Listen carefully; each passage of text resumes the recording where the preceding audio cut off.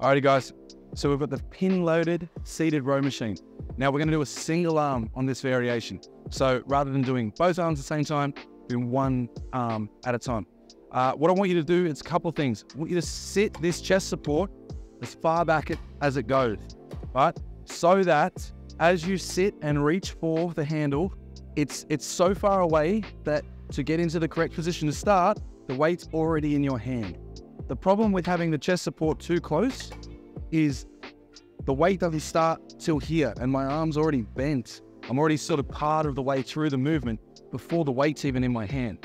So I like to set this one nice and far back so that you have to stretch out every rep.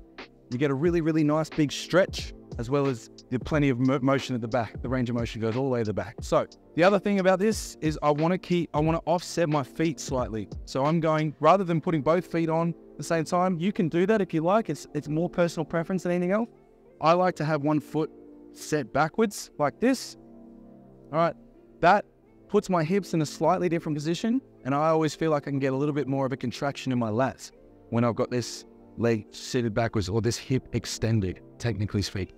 All right, so you're gonna reach out for that handle, okay? You can have your hand here or anywhere that feels comfortable. Just make sure that it's not extended out like this so that both shoulders are like protracted forward. What you want is to be able to get to the back and have both shoulders sitting backwards. So I like to have my hand a bit closer here on the pad, here on the bar, somewhere that's a little bit closer and not stretched out like this so that one shoulder is protracted while the other's trying to retract, okay?